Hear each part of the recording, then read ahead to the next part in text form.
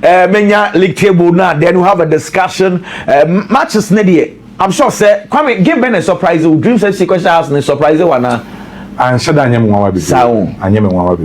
Aye. So fuck. Me dey me one. It's as hard to fuck per league agent. No be per league agent here. Uti vie me be say one. Can you say yo? Na we say hunti. Na say has to folk recently intimate dreams. Basanya me say West now withdraw. Before the game in Pokra, no I check Dreams FC. Do say this season your man koye mo. Omoko difficult venues be na omunya good results. But this is how to folk all Pele Gaji. And this is Dreams FC Otimi has. Ain't no even said Omumi no Oma won dining in a pimpine it ends in a draw. But how to folk say credit ama first number of them say how to folk bet me ko conjure match give me obechim. But as say the misro class say biana amfa. League table ni Asante Kotoko 38 points. Diotoso mienu Bibiani Gold Stars 37 points.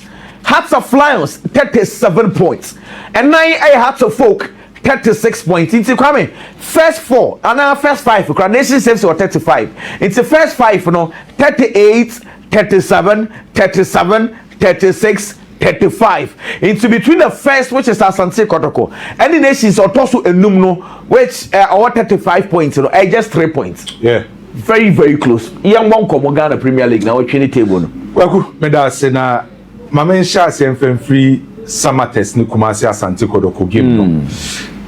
Now, no Saturday, you didn't come about this game, and now you analyze the game. So now, we would GD be Kumasi Asante Kotoko, so Munkolu choose our game. And the reason why I'm not GD or Kotoko, so Munkolu game is a one. SAMARTEX this season, and said, I'm last season, SAMARTEX Edge League. Olusu just a game, it will fee. Adia ma SAMARTEX winning season in and winning league near say, na SAMARTEX a strong, it will fee. That was the reason why Nation Saves in Kwan, the only club, Utimikosha SAMARTEX. By about this season, Sawocha SAMARTEX, it will fee and Kasa, or man drop points beer. Or man Kassan say, or home performance, and the best. Let's not forget, say this season, Gold Stars are copy points for her. Young Apostles are copy points or House of Folk are copy points or there are some clubs of Makoho. I'll make me a quakunya draw. A musuet me a quaku really. And to this season, and Casasa, what check SAMARTEX modern book, it will fear and yet the best. I won't mean take anything away from Kumasi Asante Kotoko. So the first reason why I'm going say Kotoko Enkolusu game was Kumasi Asante Kotoko. By away to SAMARTEX a home performance. Dia tosu mienu ama minya GDS Kotoko Nkolusu game ye say Kotoko away biana onko se okwa ko defend Kotoko koko se okwa ko biem enti se wa check Kotoko under coach Prosperity Ogum this season a onse o teams bi wo ho a omo okwa away a mentality ni ye say yenko defend ni yenko pe at least 1 point by Kotoko away no check Kumasi Asante Kotoko line up for the boy Frederick Kasari Samba Onel Saka Dauda Obiche Bafo Awuchi Henry Ansu Patrick Esiedu Samuel Tenedu Isaac Minta Andre Sintim ana Kwame Poku and ubenya Michael Sifa enti sa wo check line up Kumasi Asante Kotoko di wura game ni ma na e line up Kotoko akose okwa biem Kotoko ko se okwa dominate Kotoko ko se okwa attacking football enti sa wo check Kotoko our away performance only 2 games ana Kotoko akwa away awentimi achegu that's against Inswatremai and against a team a friend is a bichim. That's the only game Kumasi Asante Kotoko away. Other games are Kotoko away in at least ultimately go. So based on Kotoko lineup approach and mentality, Kotoko tiny away games no. A bomber Kumasi Asante Kotoko away ultimately konya the goal and so can be and the man minya GD or Kotoko say Onkolusu. Now over back to the game itself. Very well. The first 45 minutes na a SAMARTEX. First half no SAMARTEX for dia. SAMARTEX dominating Kotoko in the first 45 minutes. SAMARTEX and a ball no. SAMARTEX from defense made foot to attack. SAMARTEX ye hu adwuma ni nyina. Anka first half no SAMARTEX timi crash e 3 a. Na nkeni say yo ama. Because the first 45 minutes na Kotoko off kakra. Ana bibie koye de SAMARTEX boboko no. When him say first half Kotoko 3 big mistakes. Awo meche wo. E ma SAMARTEX enya 1 versus 1 against Kotoko goalkeeper Frederick Kasari. Omunya just 3 big mistakes. A mistake no Michael Sifa yebi. and yenya henu ansusu oyebi some mistakes ni leading say SAMARTEX na sa 3 big chances are na nke expect some de ball ne beto atini but mentimi anom de share the first goal and so what check you go na SAMARTEX share na a lack of communication between Kotoko and Chihono and Kotoko inability to do a lot of clearance. It got to a time in the first 45 minutes. Na Kotoko clearance or more break akra. And to go na SAMARTEX share no. Na Kotoko ntimi proper clearance. And abo ni be di SAMARTEX wa omo shooting from distance abo ni Koto atini. So in the first 45 minutes, make my catch was na SAMARTEX ne dominating Kumasi Asante Kotoko. Ye ba second half no. Un say Tenedu prior. Tenedu prior no. Na afedi Kotoko introduce Manuel Ntwaba abeshim. Yeah. So ade SAMARTEX Christopher any mu decide so many ye say. But once Kotoko main defensive midfielder will give him na ye Tenedu no the main obstructive midfielder no. Ono na film. So SAMARTEX decided say any yen overload Kotoko won finfin ho. Yenya numbers because Kotoko player ono no obey defensive work, obey running to channels, obey cover grounds, obey Saudi aggression be ba no film. Enti ade na yen draw so e won finfin ho. Na yenya ball na dominate Kotoko na e ba benya sa central overload na ye use sa vertical passes no and they are splitting Kotoko defensive line no by I have saying na coach Prosper Nate Ogum mamembo coach na baso sankamenya coacha coach Prosper Nate Ogum kwaku football ye can say football no untimi nyi coaches influence e wo games mu how our coaches esesane ma untimi nyi ben free no correct what time wo kwadura no yi libirika ye won kofo bebre wo Kumasi Asante Kotoko up to date coach Prosper Nate Ogum omo nsheda engine endisa ba ade a mehu ye no and after the game SAMARTEX coach Mpokrabo coach Prosper Ogum abaso coach ehun se SAMARTEX for a double lap enya numbers in the midfield ade a coach Prosper Nate Ogum ye ne say no ye make sure say ye ma SAMARTEX embo menim bebri ye stop you mu mfimfin wa na ye win ball na ye de ato o machi anasesa bibia de ma Kumasi Asante Kotoko so after se Kotoko omo make sure say omo double up SAMARTEX double up in the midfield no coach Prosper Nate Ogum said that ye ni sa players on be better work no already play anyhow jotimi yes ade to work Tenedu we play we free enti ade ne endorse yes endorse won finfi ho na ye make sure say SAMARTEX won ntimi nwura ne embe break ye dorse ne age ball na ne de ball na to machi enti kwacheki go na Kumasi Asante Kotoko etimi share no Kotoko double up in the midfield ana mo de ball no on person mo de to SAMARTEX for nechi eno ana Kumasi Asante Kotoko send a long bar SAMARTEX player ba ko eko fawo Saka Dauda a fawo ba ya Kotoko etimi de ti omo kan so coach ne plan I work it to perfection and from there 46 to 78 minutes in the second half it was all about Kumasi Asante Kotoko from 46 to 78 minutes Kotoko dominated SAMARTEX Kotoko shall say o create omo chances no but unfortunately for Kumasi Asante Kotoko chances in so no omo ntimi utilize it actually ana team e friend say SAMARTEX so bad game nimbi Emmanuel Bafo formerly of Bokwa every bench by obeha Kotoko for no but the most important thing is the second half no coach ne approach odi real game ekoye di Kumasi Asante Kotoko a game nanka second half no Kotoko take your chances omo for 3 points Kotoko had a goal last part of the game referee whistle say a offside after lots of controversy e be say a goal e be say a goal and the controversies be real but I don't know where you stand with regard to that controversial issue now is here because linesman no I think say of flagge in temper timer born ko ya e be 2v1 na no flagging to before krana Kotoko player be bama Kwame Asanso ahead to na linesman flag holder that but the main issue here the pass that went no and then I say the men who need na offside from angle that me hu video na ma hwen na off to me okay and I got say coach Kra admit he said na because fine maybe I think say me share where the pass came me were different opinion kakra if they will get this for us but Biggy let's have a conversation about Kotoko game no na yeah here's our situation no so kakra Kotoko Nisha say from Kwame Kwame DCC, what is about the offside? And I say, born and referees ruling the offside. No, per video I may share on social media and other platforms. You know, now we come about time are passing by. You know, na me know we are doing time are passing by. Not player ni nyura the half of a SAMARTEX. Exactly. Which is the center line. So no, exactly. For me, I believe it was a clean goal. I'm the fact even so my it's even on so my okay. I'll be glad. Okay. But then again, I thought that you better a referee asem. But I thought that I was in one or two situations I was a limited the accusations and in Simbia Becca because those with VAR and Crampono thought that certain decisions almost taken a very questionable. Someone come back on yes. As I waited there. Referee be a mistake because yes. But it's referees I don't blame. It say any replay na as a video na ba bontina. Obi exactly. Until in situations like this wait me pardon the referee. I agree. Because some more VAR na ye possible ni koko hebiem e slow mo change na akra no they make mistakes. Now how much more a referee. So for me for that body I believe it was a clear onside and I was saying komu Jaima Kumasi Asante Kotoko but unfortunately that happened. Asante Kotoko problem ba kwa me hu ye how they blow away chances. It's been a problem for Kumasi Asante Kotoko. The last 4 or 5 matches Asante Kotoko abu nyina ya kasa de we hu asem e wo fia ha sei. Again it happened. Chances there bebano they blew a lot of them away.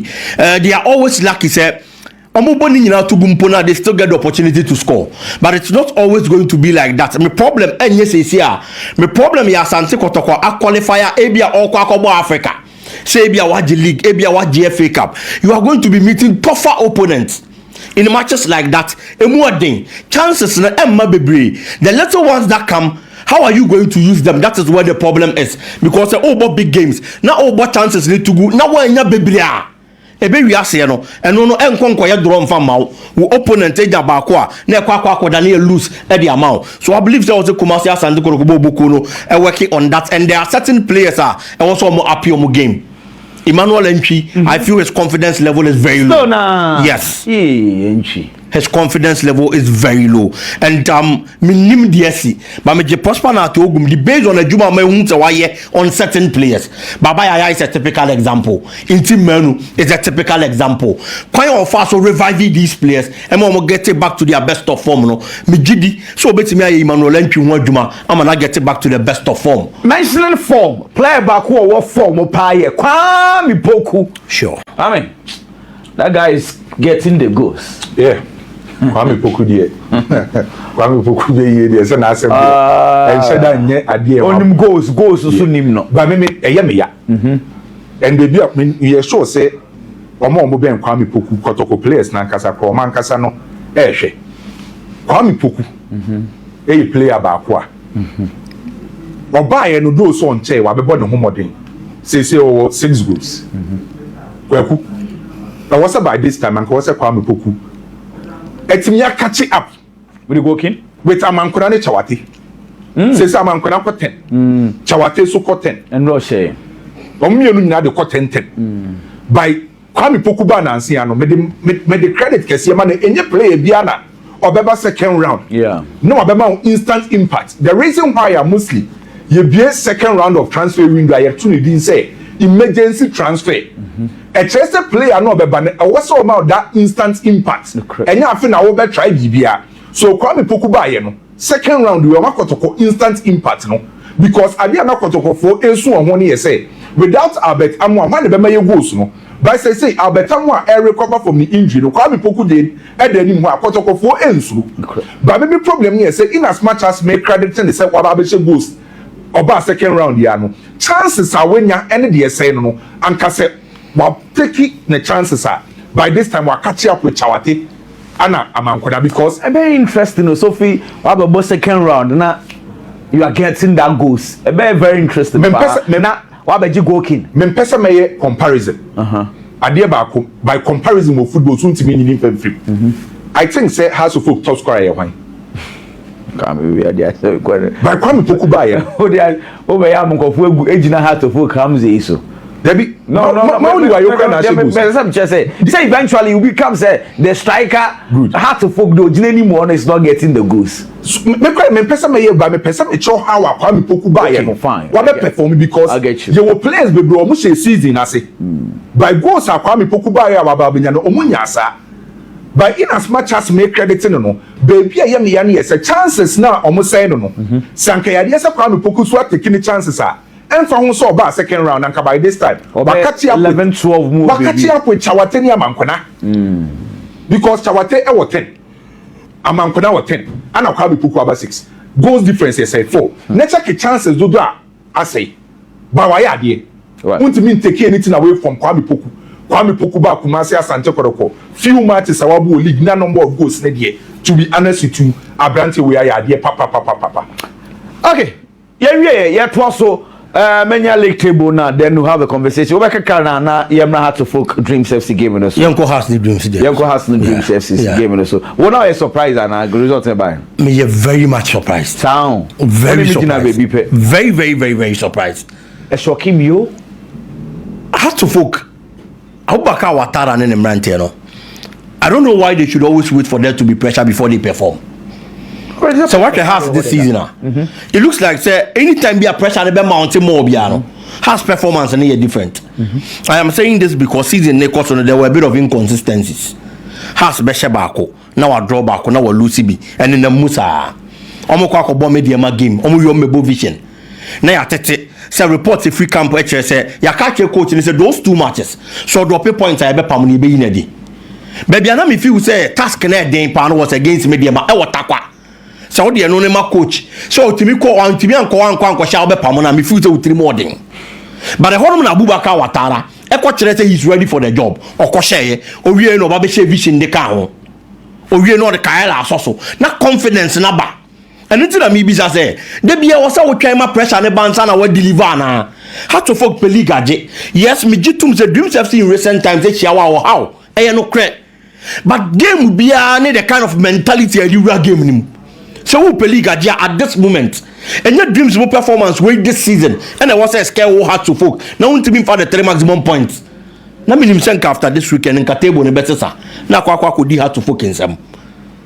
but table ne sesa na Kotoko nsam na asedi baby almost eba no krana be chem krana asanso aye and oka Kotoko asem na waka has atani attack chances creating any missed opportunities e wo mo attackers wo Kotoko is only fortunate say ne strikers ni bia ma goals ni bia say no kre Alberta mo ma bi we pra Kwame Poku aba o to aso from where Alberta mo left it but had to folk the any konko yes and that is the difference almost say chances too much omo lusu league na kwaku a bad day say make us lose because with 2 points between the two there a difficult so no baby order and the other first say just 2 points in there mean to be writing how to folk off okay. But if the inconsistencies continue like this a bad day say obeje Kwame o say eyo onwanwa Biggy so say e no wanwa no so de enya me wanwa baako za what did Biggy na so mo ho ye me wanwa obayin say de mo ka say ha sa draw na e ha say lose against Dreams say ye me wanwa aye me wanwa so mo bi no so mo ho ye me wanwa say denti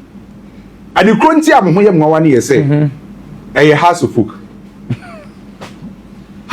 a we lose wo fie a ye nye me wanwa against Dreams say what House of Folk problem this season say when you go so mo nhye free where dey e yom home performance obi a wa check House of Folk in recent years check House of Folk from last 2 seasons ever House of Folk ebe ya ade wa we House of Folk match a onim so oba ko lusu no akwa peke by House of Folk betina fia etesen this season House of Folk enya Aduana Stars na Aduana Stars team no proud to say omoko Legon akọ face house na Aduana Stars nya kura ye bo game no Saturday no player no ye ade wa Aduana Stars yo mu defend odi red card House of Folk entimi anhye no House of Folk matches a wabo Accra Legon kotwe House of Folk enti ade kronti a one anya me wa kese pa na ye say House of Folk omo home performance no enye the best this season de to so mienu team no omo na e bo Dreams FC no this season Dreams FC which be omo da be ka so omo nya ade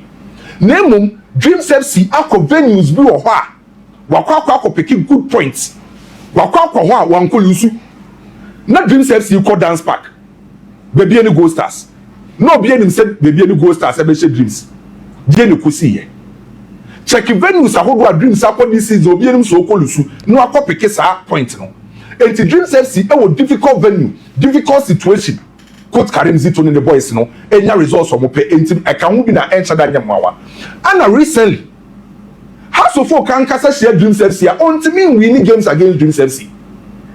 Now no Saturday, maybe about the last time I House of Folk winning against Dreams FC. The last 5 games I has proud to end a Saturday game. No many dreams about has intimidate dreams. Last time I House of Folk said Dreams was way back 2022.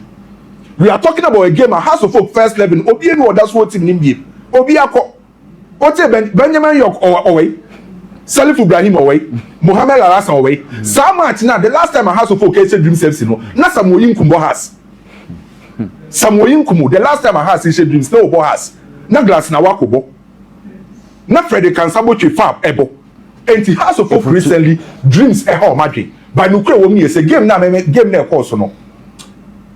Handlack so part of House of Folk. Omo ye de wo so mo ye bia. No kure de ye ba kope. Un se go ni ba early. As of 10 minutes, and I go to buy. And go no mame Benjamin Asari near the home come kakra. Okay. But who say Nkofo Asasiena Obia Nkofo see man meda blaster muna wakwa CONCISE agbo no sense no kwe wo me say. Proud to the game. Baby ana Benjamin Asari da no. Na oma water ho ama ho afododo. Na ho na for too much.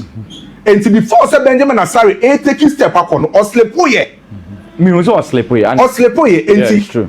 Ama ne calculation na wo so de kwache ball go be at Michel goalkeeper there. By Benjamin Asari aminim no sabo no. Oh no but oslepoye. Yes, oslepoye. Or they can slepo first and on Sapeja ne 90 one so. Enti na he slip. Yeah, so Nkofo ka say ana go bi a she Benjamin Asari o nze and they say goalkeeper be a committing mistakes why because minimum the quantity of ma ho ne for why they go who has who do I be now who has no go home no why the water page no man be and say the ass the parent don't want kasa lie and what I say be am person me say about ten sleepy because na e ho na for oh no obi o hwe bia who so sleepy exactly obi o hwe bia who so sleepy so at the time at 3 minutes ne buy you consider no ya bobo 3 minutes there na see has a consider eligible first 3 minutes by House of Folk they had 87 minutes omuye de was omuye bia because they got to a time na was say Emmanuel Mankwa any ampedu ko nanim bebre omu right back left back na was omu ko nanim bebre na afidi ekunadu yadom ana Michael Ewu center back so omu no long balls ne koyi omu sending the long balls Hussein ye de was so ye Ramsey ye de was so ye Esubonte ye de was so ye Hamza ye de was so ye Aziz Adams obi ye tempo class am aboate ne ma oliwa yo mo sa ba mu no obi try the was so ye by kwakufa na amfa fa na amfa yeah so mo and they say problem am mi so ni say Biggy say me no ka say House of Folk give free Accra esima ba bechem ene on be ene on be sima ene anope o mo yo mo first training session anope has here training me no ka say o mo ba ni nyina no bi eba on ba we atwa so too right o mo ba bechem o mo wi am say akọ Go Stars and Koku the asaya me yanema me yem hye me ma house ne say you be saw this season say why House of Folk best player why na be bonding so Beka Benjamin Asari the goalkeeper he has been the most consistent and best performer for House of Folk this season Oko Black Stars o has next 2 matches na ye ka ho asem no Benjamin Asari me nya sure so be available ama ha Oko national team camp Oko Black Stars it is our best player our Sansu your goalkeeper me no nim say in the absence of Benjamin Asari House of Folk goalkeeping problem na sa goalkeeper na call Black Stars now next 2 matches away games difficult e hono na misro dem House of Folk until na was come for points we no matter what oh yeah me know yeah adwen say points we there most especially say at the current na was House of Folk e fa sa points no most especially say House of Folk ehun Kotoko results ni before mu give no ye ball Kotoko buja has yeah enti Kotoko e ko draw ye no na ye big advantage ama has say afide ehye never topi knowing say the following day team ba kwa asa ne compete league eye ba bia ni Go Stars no ono so e ko away difficult grounds no say ko difficult grounds against Aduana Stars and it has to for baby na was so take advantage am no ya adwen say won Kotoko results Kotoko about draw obeba o koda top baby any go stars e kodoma the likely say na onko wini no wosoro yeah and na kwan bia so na was house of folk e wini sa game we and say situation na house of folk no the next 3 games oko be chemwie wa we a oko baby any go stars away now abebo the best home team and the best away team eye Nations FC semeboa Nations FC oko away oya ade pa yeah house of folk obo be chemwie ebo baby any go stars we a obebo Nations FC and since 3 games e da house enim no ebe hadwen and ebe to make define house of folk a season because na say na confidence na ba by they say but still na no league ni open sa vemo ho league ni open Benjamin Asare go me ti ase Benjamin e kode but still na no league ni enye that bad em enye ne say Benjamin Asare e kono che say house of folk e be concede untimi take the performance of house of folk e back line which is the defensive line no Benjamin Asare e ka so keep clean sheet nya no house of folk back line so aye aduma a protect Benjamin Asare nti house of folk still na no also mu push on okay league ni dey e open